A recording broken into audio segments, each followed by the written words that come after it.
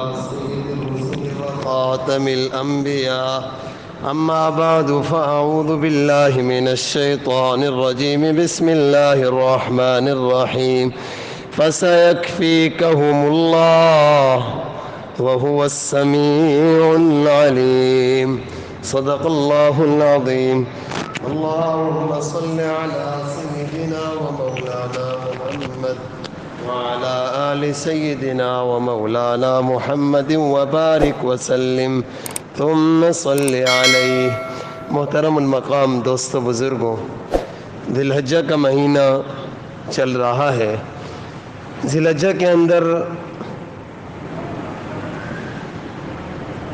ہر سال مسلمان حضرت سیدنا ابراہیم علی نبینا وعلیہ الصلاۃ والتسلیمات کی یاد میں ہر سال اللہ کے راستے میں قربانی دیتے ہیں۔ جس طریقے سے اس ذی الحجہ کے ساتھ مسلمانوں کی حضرت ابراہیم علیہ السلام والی قربانی وابستہ ہے، اس طرح ایک اور قربانی کا تعلق بھی اس ذی الحجہ کے مہینے کے ساتھ ہے، اور وہ ہے خلیفہ ثالث داماد پیغمبر سیدنا عثمان بن عفان رضی اللہ تعالی عنہ کی قربانی۔ کہ اسی ذی الحجہ کے اندر ایک لمبے ظلم کو برداشت کرنے کے بعد حضرت عثمان رضی اللہ تعالی عنہ کو شہید کر دیا گیا۔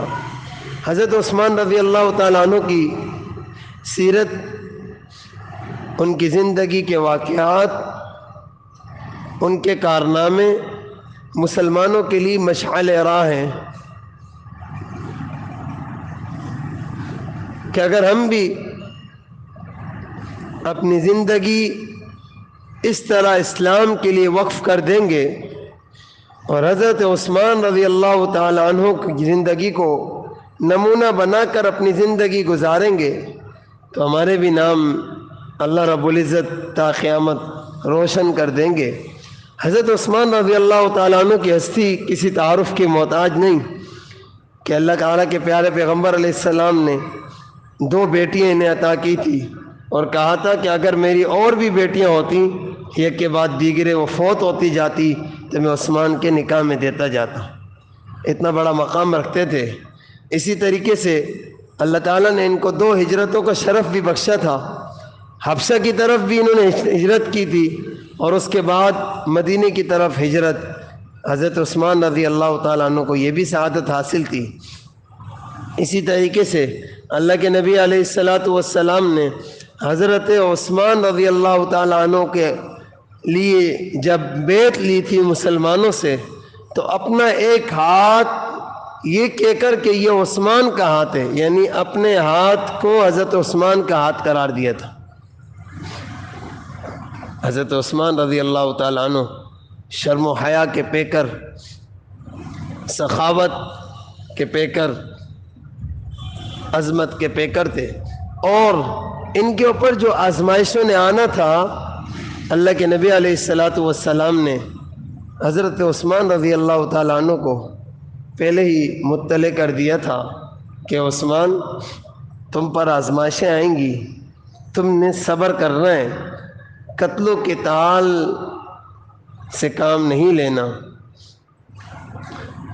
بہرحال جب حضرت عثمان رضی اللہ تعالیٰ عنہ کی خلافت آئی، خلیفہ ثالث کا دور خلافت شروع ہوا، اللہ تبارک و تعالیٰ نے پہلے ہی حضرت عمر رضی اللہ تعالیٰ عنہ کو 22 لاکھ مربع میل پہ حکومت عطا فرمائی تھی۔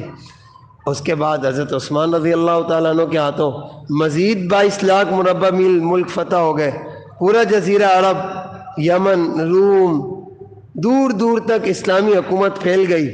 اب یہودیوں نے سوچا کہ لڑائی کے میدان میں تو ہم مسلمانوں کو ہرا نہیں سکتے، اب ہم نے اپنا غصہ نکالنا ہے۔ مشورہ کیا، ان کا سرغنہ تھا عبداللہ بن سبا۔ آپس میں مشورے سے یہ طے کیا کہ ہم بھی مسلمان بن جاتے ہیں، ظاہری طور پہ اپنا بدلہ لینا ہے مسلمانوں سے، ہم بھی مسلمان بنتے ہیں مسلمانوں جیسی صورت اختیار کرتے ہیں، مسلمانوں جیسی نمازیں پڑھتے ہیں، اور پھر مسلمانوں میں گھس کر ان کے درمیان فتنے برپا کریں گے۔ یہ اس کی سوچ تھی جس کی بنا پر اس نے حضرت عثمان رضی اللہ تعالیٰ عنہ کے زمانے سے فتنے شروع کیے، اور وہ فتنے تا قیامت جاری رہیں گے۔ یہ اس نے اس کا آغاز کیا تھا، عبداللہ بن سبا نے، اور یہی چال چلن انہوں نے مسلمانوں والی اختیار کی۔ مسلمانوں جیسی نمازیں پڑھتے تھے، داڑھی، لباس، لیکن اللہ کے نبی صلی اللہ علیہ وسلم نے پہلے سے پیشن گوئی بھی فرمائی تھی کہ تم ان کی نمازیں دیکھ کر اپنی نمازوں کو حقیر سمجھو گے، ان کے دین کو دیکھ کر یہ سمجھو گے ہم تو دین پر ہے ہی نہیں، وہ تو بڑے اعلیٰ دیندار ہیں۔ لیکن یاد رکھنا، یمرقون من الدین، وہ دین سے ایسے نکلے ہوئے ہوں گے جیسے کما یمرق السہم من الرمیۃ، جیسے تیر کمان سے نکلا ہوا ہوتا ہے۔ ہاں، تیر کمان سے نکل گیا، اس طرح یہ لوگ بھی دین سے نکلے ہوئے ہوں گے، دین کے ساتھ ان کا تعلق نہیں ہوگا۔ نمازیں لمبی ہوں گی، مسلمانوں جیسا لباس ہوگا، لیکن اسلام سے ان کی کوئی وابستگی نہیں ہوگی۔ یہ وہ لوگ ہیں۔ اس کی مثال آپ اپنے زمانے میں قادیانیوں کے ساتھ لے لیں۔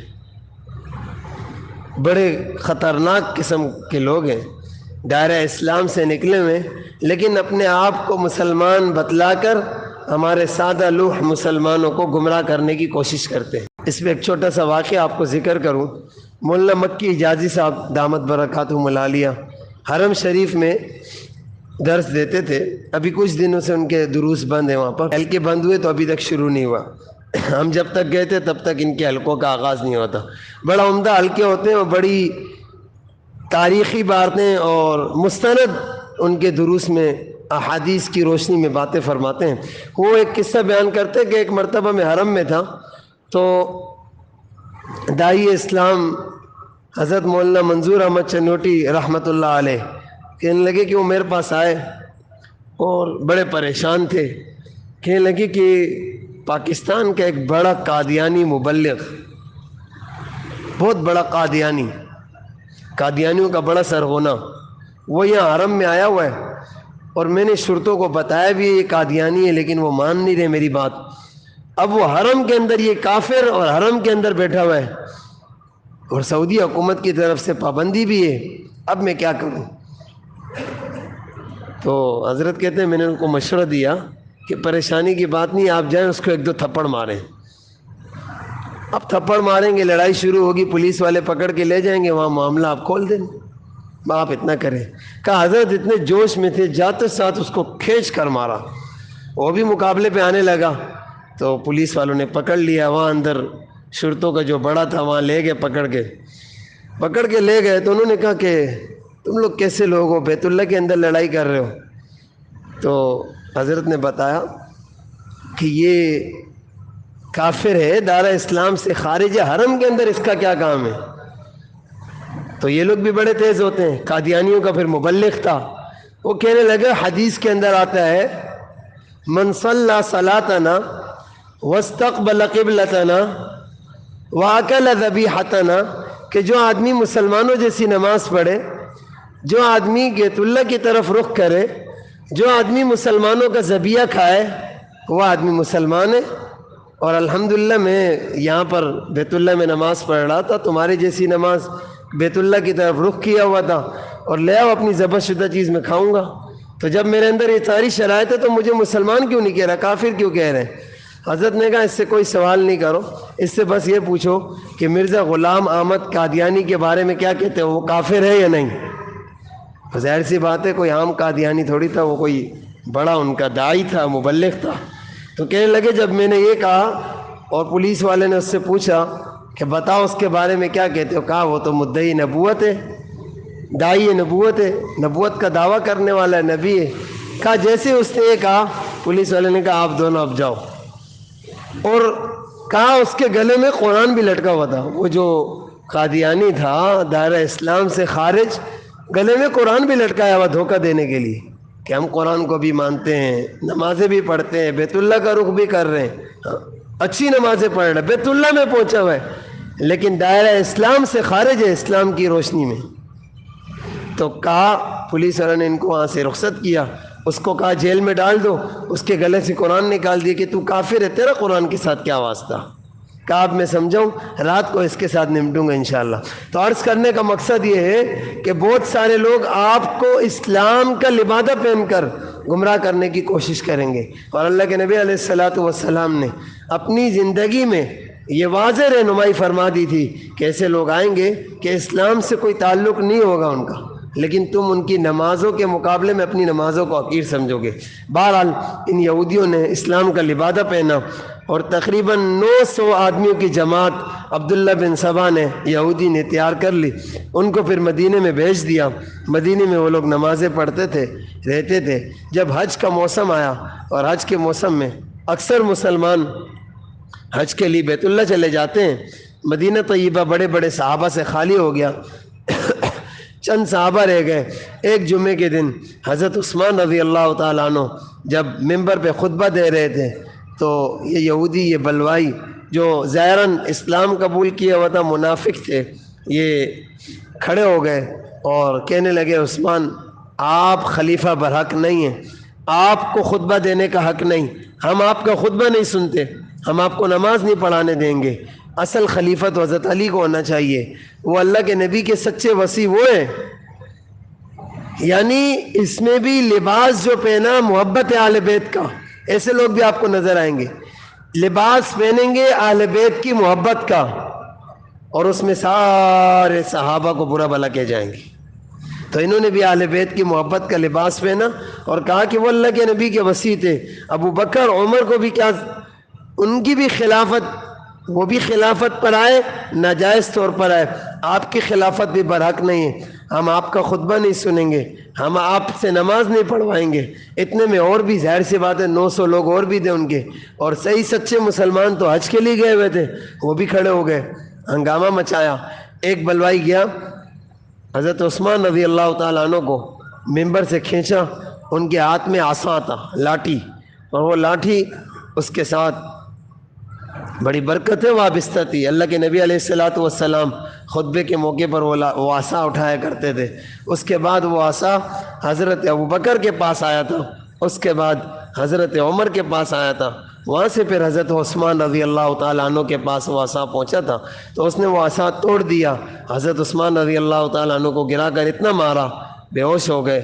انہوں نے یہ سمجھا کہ شاید شہید ہو گئے، چلے گئے. بعد میں مخلصین نے اٹھا کر حضرت عثمان رضی اللہ تعالیٰ عنہ کو ان کے گھر تک پہنچایا. پھر ان باغیوں نے یہاں تک بس نہیں کی بلکہ حضرت عثمان رضی اللہ تعالیٰ عنہ کے گھر کا بھی محاصرہ کر لیا. 900 افراد محاصرہ کیے ہوئے. ایک موقع پر حضرت علی رضی اللہ تعالیٰ عنہ اور حضرت حسن رضی اللہ تعالیٰ عنہ موقع پا کر حضرت عثمان کے پاس خفیتاً گئے. کہا حضرت یہ 900 لوگ ہیں، آپ 44 لاکھ مربع میل کے خلیفہ ہیں، حکم تو دیں مسلمان ان کی بوٹیاں کر دیں گے. حضرت حکم تو دیں مسلمان ان کی بوٹیاں کر دیں گے، آپ حکم کیوں نہیں دیتے؟ آپ کیوں ان کے ظلم کو برداشت کر رہے ہیں؟ انہوں نے آپ کے اوپر کھانا پینا بند کیا ہوا ہے، محاصرہ کیا ہوا ہے. حضرت عثمان رضی اللہ تعالیٰ عنہ کہنے لگے کہ میں حکم نہیں دے سکتا، مجھے میرے آقا نے منع کیا تھا، صلی اللہ علیہ وسلم نے فرمایا تھا، آپ صلی اللہ علیہ وسلم نے مجھے کہا تھا عثمان انک ستبتلی بعدی، کہ میرے بعد آزمائشیں آئیں گی تیرے اوپر، فلا تقاتلن، میرے مدینے کے اندر خون ریزی نہیں کرنا. عثمان آزمائشیں آئیں گی، میرے مدینے میں خون ریزی نہیں کرنا.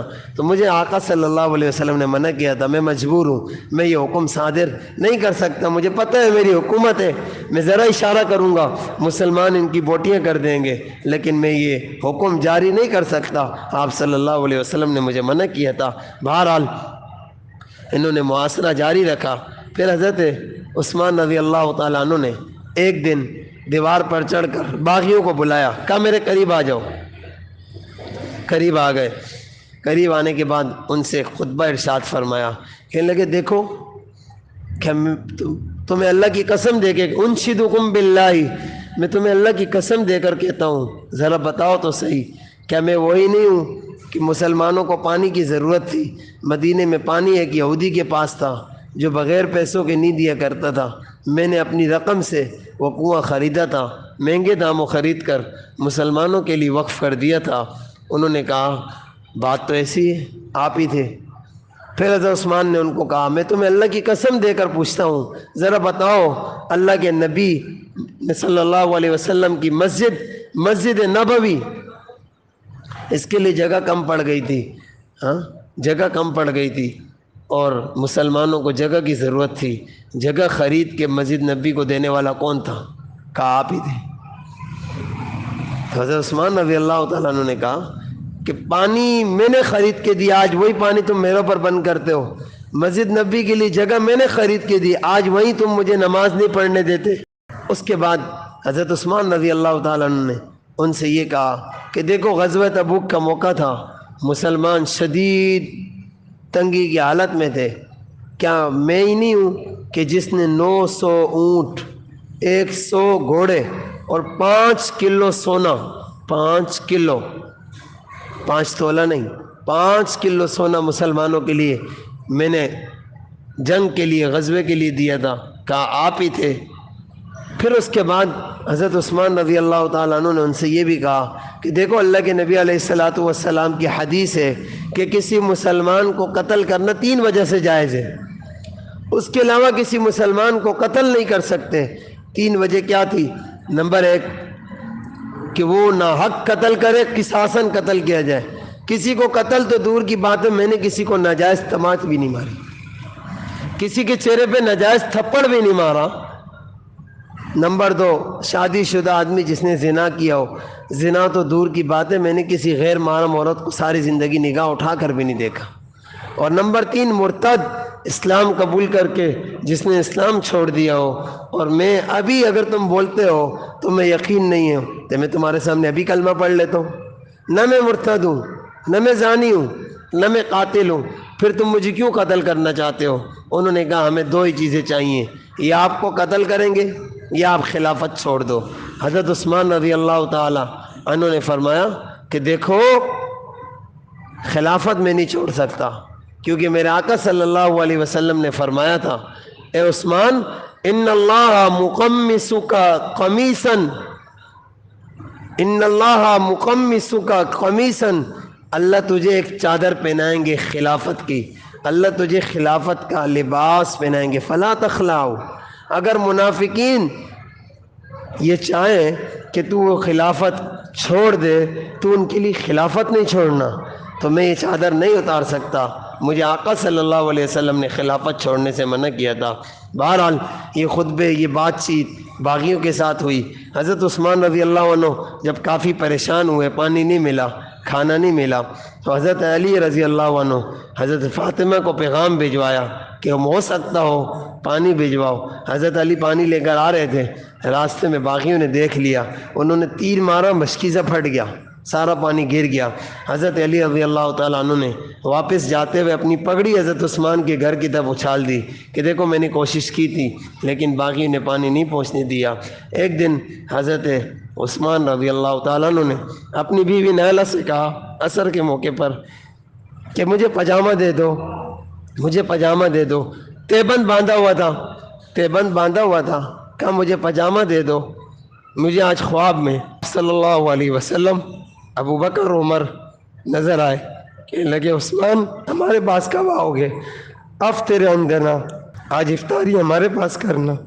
تو مجھے یہ اشارہ مل گیا ہے، ہو سکتا ہے میں شہید کر دیا جاؤں، تو میرا جسم کوئی اور نہ دیکھ لے، ساری زندگی کوئی نہ دیکھ سکا، مرنے کے بعد بھی میرے جسم پہ کوئی نگاہ نہ پڑے۔